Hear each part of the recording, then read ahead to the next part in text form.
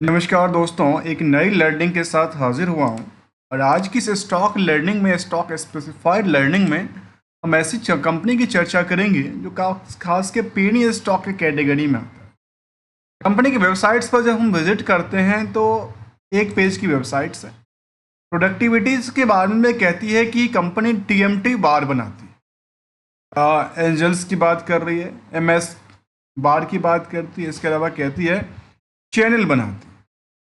ये जो प्रोडक्टिविटी है वो स्टील से जुड़ा हुआ है और कंपनी का नाम है मेटकास्ट लिमिटेड। इसका स्टार्टिंग का वर्ड है अशोका मेटकास्ट। अब क्या हुआ कंपनी को लेकर के, जहाँ पे यदि आप चार्ट को देखें तो कई बार कुछ चीज़ें बिल्कुल समझ नहीं आती है, तो आखिर पूरे टाइम फ्रेम में कंपनी ने कोई परफॉर्मेंस लेवल नहीं किया। एक ही बार में तगड़ी वॉल्यूम आती है मार्केट में, और वॉल्यूम के साथ 20% की सर्किट से आगे उछल जाती है लगातार, और फिर जब गिरना चालू करती है तो 20% सर्किट से गिरना भी चालू। तो क्या लगता है, एक्सपेक्टेशंस क्या है इसको लेकर के, इस कंपनी की डिमांड सप्लाई को लेकर के और इसकी प्रोडक्टिविटीज़ को लेकर के, जिस पे आज हम चर्चा करेंगे। क्या कहती है कंपनी? बुक वैल्यू से आज भी आई आकलन करके देखें तो कहती है कि अंडर वैल्यूड की कैटेगरी में आता है। क्यों? बुक वैल्यू 43 का, करंट मार्केट प्राइस 28 रुपये। हायर टू हायर 37 तक गया था, लोअर की बात किया तो 16 रुपये तक इन्होंने बॉटम बनाया था। इस कंपनी में मार्केट कैप बहुत ज़्यादा नहीं है दोस्तों, इसीलिए जो कम मार्केट कैप की कंपनी होती है उसमें एक वर्ड हमारे निकलती है जिसको कहते हैं कैप्चर करना। मार्केट को कैप्चर करना आसान होता है, इसके लिए ऑपरेटर के लिए। प्रमोटर्स की होल्डिंग 53% के आसपास, करंट रेशियो 4.71 का। डेट्स बिल्कुल नहीं के मुताबिक होती है छोटी कंपनियों में। अर्निंग पर शेयर की यदि सवाल किया जाए तो इंडस्ट्रियल की बाकी कंपनियों में जो अर्निंग है उसका 40 गुना ट्रेड होती नजर आती है अर्निंग के बेसिस। लेकिन यहाँ पे जो ट्रेडिंग सिस्टम अभी चल रही है उसमें जो डिमांड है वो कितने की है? केवल 8 गुने का डिमांड, अर्थात इसके हिसाब से देखें तो 5x और इंक्रीज कर सकता है, अर्थात 500% के आसपास। और यदि यहाँ से 5 गुना बढ़ती है तो कह सकते हैं कि आने वाले समय में क्या 150 के आंकड़ा को टच कर पाएगी? ऐसा पॉसिबिलिटी है इसके लिए, या कुछ और आंकड़ा तो नहीं दिखाती। दोस्तों आप ये मत समझना मैं आपको टारगेट दे रहा हूँ जो 150 रुपये तक जाएगा, ये इसकी डेटा की बेसिस की बात कर रहा हूँ। यदि यहाँ पे भीड़ बढ़ती है तो यहाँ पे भीड़ बढ़ने की उम्मीद होती है। आरओसी और आरओई में बहुत ज़्यादा परसेंटेज ऑफ रिटर्न को देकर दर्शाती नहीं है। फेस वैल्यू के अकॉर्डिंग करीब 3% कितना 30-35% के आसपास की अर्निंग करती है। डिविडेंड का कोई ट्रैक रिकॉर्ड नहीं है कंपनी को लेकर के। तो क्या मार्केट को लेकर के डिमांड सप्लाई की बेसिस पे इसकी प्रॉफिटेबिलिटी बेसिस पे लेकर क्या कहना चाहती है, क्या समझने की प्रयास कर। यहाँ पे देखा गया कि इनकी जो फंडामेंटल स्ट्रेटजी हैं उसमें कुछ एस्पेक्ट को चर्चा करेंगे। जैसे सबसे पहले मार्केट में चाहे बिजनेस हो या स्टॉक हो, रिस्क तो हर जगह है। रिस्क से हम क्या करेंगे? पहली पार्ट रिकंसलेशन करेंगे, दूसरी पार्ट करेंगे हम रिवार्ड की चर्चा करेंगे। आखिर कंपनी के निवेशक, कंपनी अपनी निवेशक को के बारे में क्या सोचती। तीसरी आर की बात करेंगे जहां स्टॉक मार्केट की डिमांड सप्लाई के बेसिस पे एज ए टाइम फ्रेम में कितने की गेन करती नजर आती है या फिर नुकसान का सौदा तो नहीं बनाती।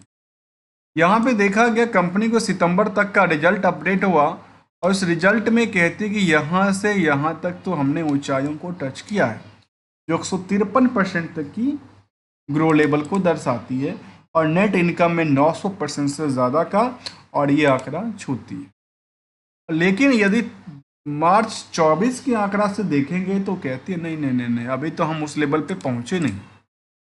ईयरली ग्रोथ की देखेंगे तो चार्ट ये कहती है जो यहाँ से लगातार ऊंचाइयों में टच करने में कामयाबी हासिल किया है, एक साल गिरता है तो एक साल चढ़ जाता है, यही इनका रिकॉर्ड रहा है अभी तक।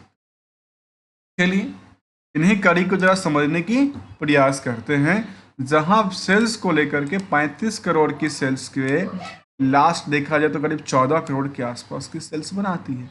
जून से सितंबर ग्रो करती है और सितंबर से सितंबर ग्रो करती है। प्रॉफिटेबिलिटी लगातार यहाँ पे क्या दिखाती है, दर्शाती है जो हम प्रॉफिट में बन रहे हैं। प्रॉफिट में जाने के पीछे यदि ऑपरेटिंग प्रॉफिट मार्जिन को देखें तो कंपनी में ये मुझे समझ नहीं आया। क्यों समझ नहीं आया पता है? इसका हिस्टोरिकल डेटा कहती है कि 7% 8% के आसपास रहा है, 13% तक हायर है। यहाँ पे आकर कंपनी के पास ऑपरेटिंग प्रॉफिट मार्जिन 26% का हो गया। क्या लगता है कि आने वाले समय में ये एआई बेस्ड काम कर रहा है या कुछ और आंकड़ा तो नहीं काटती है? अब सवाल आता है इस कंपनी को लेकर के, तो ईयरली ग्रोथ क्या कहती है लास्ट 12 महीने के लिए?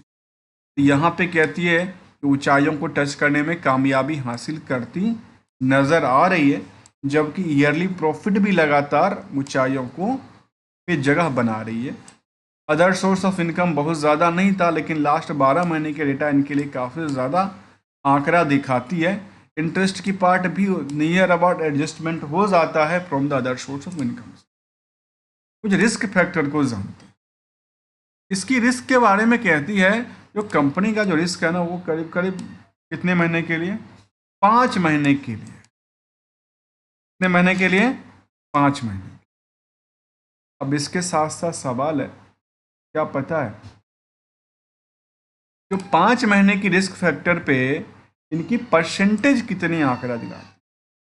यहाँ पे देखा गया कंपनी को लेकर के जो कर्ज धीरे धीरे कम करती नजर आती है। तो कर्ज के अलावा की बात किया जाए तो फिक्स एसेट लगातार इनका डेवलप किया है, इन्वेस्टमेंट अप डाउन करती रहती है। और जो अदर एसेट्स की पार्ट की बात करें, शायद ये कह सकते हैं करीब 36 करोड़ का आंकड़ा यहाँ पे दिखाती है, जो 4 महीने के बाद या 5 महीने में इनके पास पैसे आते हैं। और 5 महीने के पैसे को लेकर के यदि इस एस्पेक्ट से देखें तो कहती है करीब 36 करोड़ का आंकड़ा। और लास्ट 12 महीने की डेटा की देखें या इसके 24 की डेटा के बेसिस को देखें तो 66 करोड़ में 36 करोड़ का डेटर लगा हुआ है। 6 करोड़ कितना, 4 करोड़ के आसपास, 5 करोड़ मानते हैं, 5 करोड़ का प्रॉफिट बनता है, जिसमें 2 करोड़ के नियरली इनका अदर सोर्स, अर्थात इसके अकॉर्डिंग इसका परसेंटेज ज़्यादा कहता है, इसके अकॉर्डिंग इसका परसेंटेज डेटर्स की परसेंटेज ज़्यादा कहता है। रिस्क तो है, 4 महीने के लिए है, और रिस्क में इम्प्रूवमेंट की बात कर रही है, बिल्कुल कर रही है, थोड़ा सा सेटअप करती हुई नज़र आती है। इसीलिए कई बार हमने कहते हैं कि भाई केवल हम बैलेंस शीट की इन एस्पेक्ट को देख करके ये अंदाज़ा ना लग पाती है तो कंपनी का ग्रो लेवल कैसा है, इसके अंदर रिस्क कितनी परसेंटेज की बनती है, रिस्क की टर्म कितनी बनती है, ये ज़रूरी देखना जरूरी है। यदि इनको कुछ और एस्पेक्ट की तरफ देखें तो कंपनी का सेल्स जो है वो लगातार 12 महीने में बढ़ी है, प्रॉफिट भी बढ़ती नज़र आई है। कंपेरिजन विद द 3 साल के डेटा में बिल्कुल नहीं के मुताबिक है। स्टॉक प्राइस सीजीआर में थोड़ा सा डिक्लाइन करती नज़र आती है, और रिटर्न ऑन इक्विटी इनको बैकअप सपोर्ट बिल्कुल ही नहीं देती है जो इसका आंकड़ा। इनके पीयर्स में देखें, अदानी एंटरप्राइजेज, लॉजिस्टिक्स, वर्ल्ड्स जैसे कंपनी शामिल है। तो रिस्क टू रिवार्ड में कंपनी क्या देती है, इस पर ज़रा चर्चा किया जाए। तो इसके बारे में कहती है जो कंपनी अपने निवेशकों के बारे में, जो मैनेजमेंट है अपने निवेशकों के बारे में क्या सोचती है। और यहाँ पे प्राइस मूवमेंट को लेकर के अपडेट दिया था, कंपनी ने क्लैरिफिकेशन मांगा था उसने एक्सचेंज ने, तो कंपनी ने इनको अपडेट दिया। और अपडेट क्या था पता है? जो अक्सर अपडेट हम लोग देखते हैं ना वैसे ही अपडेट होगा। यहाँ पे 15 तारीख को कंपनी ने अपडेट देती है in the clarification exchange regarding to the price movement को लेकर के, कहती है जो respect of the above referred mail, और उसके मेल के अकॉर्डिंग कहा कि there are no and pending compliance disclosure on the part of the company. Company के पार्ट से कोई भी ऐसा डिस्क्लोजर की बात नहीं, कोई पेंडिंग है, जो है वो मार्केट रिस्क के अकॉर्डिंग कहती है the company service ensure timely dissemination and the material price sensitive information to the exchange and the public as when required। आखिर फिर ये ऐसा क्यों हुआ, ये सवाल कई बार बनती है और सवाल इसलिए बनती है कि मार्केट में जब इस तरह के रिएक्शंस देखने को मिलता है, जबकि कंपनी ने रिस्क टू रिवार्ड में अभी तक कुछ दिया नहीं है और चार्ट लेवल पे देखने को मिली जो कंपनी कुछ परफॉर्मेंस नहीं कर रही थी, बिल्कुल ही नहीं कर रही थी, और एक ही बार में इनकी यहाँ से सोचने वाली बात है, इसके स्टॉक प्राइस 20 से लेकर के करीब 32 रुपये हो जाती है। मतलब 12 रुपये का अंतर, 60% की छाई कितने दिन के अंदर, हफ्ता दिन के अंदर 60% बढ़ जाना और फिर 30% टूट जाना, फिर चलना। ये कौन सा एक्सपेक्टेशन है? क्या मार्केट को मैनिपुलेशंस किया जाता है? मैनिपुलेशन की बात करेंगे तो कंपनी में 15,000 के आसपास निवेशक हैं और इस निवेशक के लिस्ट में देखा गया कि आम तौर पे जो निवेशक, उसमें एक ही निवेशक के पास काफ़ी ज़्यादा फंड देखने को मिला था, जिसका नाम था तपन देसाई। इसके अलावा कोई और देखने को नहीं, लेकिन बल्क डील बराबर चलती रही है। बल्क डील में ऑपरेटर गेम को चेंज करते रहे हैं, जहां पे सेल करते हैं 139, बाय करते हैं 140।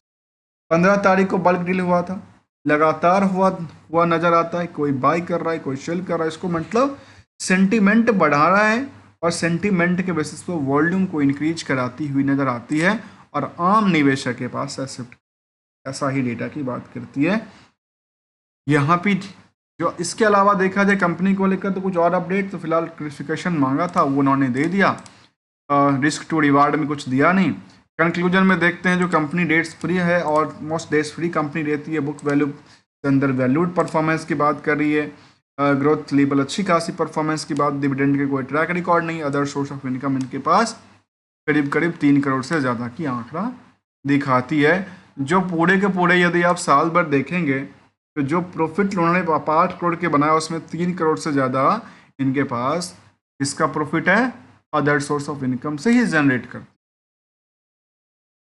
अब फिर मार्केट में ऐसा हुआ क्या और इसमें करना क्या है, इसके लिए एक नज़र हम डालेंगे इसके रिस्क टू रिटर्न की तरफ।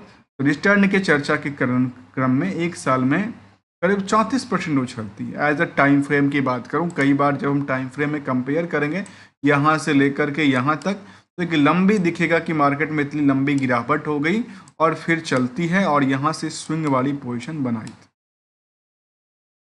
अब एक चीज़ और है मार्केट की गोल्डन रूल को लेकर के क्या कहना चाहती है, और ये हमेशा ना ब्रेकआउट करने के अंदाज में बनती नज़र आती है।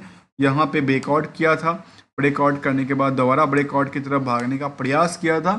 अब गोल्डन रूल ये कहता है जिन लोगों ने यहाँ पे लिया और ले करके इस एक्सपेक्टेशन के साथ बैठे हुए हैं तो अब मेरा ना स्टॉक परफॉर्मेंस करेगा, उन्होंने या तो पैनिक पे आकर के यहाँ पे 30% 40% के आसपास बिकवाली कर दिया, यार होल्ड करके रखें तो आज भी पोर्टफोलियो में क्या दिख रहा है, नुकसान दिख रहा है। इसके लिए दोस्तों गोल्डन रूल एक सिंपल सी रूल कहती है, तो फाइनेंशियल्स के अंदर एक डिसिप्लिन मेंटेन करना क्या है, मैंडेटरी है। डिसिप्लिन मेंटेन करेंगे तो जो मार्केट में लगे हुए पैसे हैं उसको प्रॉफिट के साथ घर वापसी ले सकते हैं। और इसमें कंडीशंस होती है कि एक तो रिस्क, खुद की रिस्क देखिए, अपनी फाइनेंशियल रिस्क कितनी % की आप रिस्क लेना चाहते हैं, अपनी टर्म कितने टाइम के लिए रहना चाहते हैं, उसमें एक्सपेक्टेशन कितने रिटर्न की बात करते हैं, और उस हिसाब से इसको जैसे यदि प्रॉफिट आता तो हम कहते हैं भाव ही भगवान है और प्रॉफिट में उसको बुक करते रहना चाहिए और रिस्क को हमेशा मिनिमाइज करते रहना चाहिए। यही एक गोल्डन रूल कहती है और इसमें सबसे बड़ा अहमियत रखता है डिसिप्लिन को लेकर, जिसका नाम है फाइनेंशियल डिसिप्लिन को लेकर। ये है तो सब कुछ चलती रहे। जबकि कंपनी में इन पार्टों को देखेंगे जो इनकी सेगमेंट वाइज में, तो शायद सेंसस कंपेरिजन काफ़ी बेटर परफॉर्मेंस किया है from the last 5 year 3 year in the 2 year, but last 1 साल से इसमें परफॉर्मेंस लेवल उतना नहीं हुआ है। दोस्तों स्टॉक मल्टी बैगर हो, पेनी हो या गवर्नमेंट की हो या सरकार वो आप या प्राइवेट, हम किसी भी स्टॉक को लेकर कोई भी ट्रेडिंग की बात, कोई भी एडवाइजरी की बात बिल्कुल शामिल नहीं करते हैं। Only as a learner point of view से यदि वीडियो आपको अच्छा लगा हो तो लाइक करना ना भूलिएगा और चैनल को सब्सक्राइब करिएगा। इसी तरह के complete study and the golden rule को हमेशा नई एक्सपेक्टेशन के साथ समझने के लिए, जुड़ने के लिए धन्यवाद। मिलते हैं नेक्स्ट स्टडी के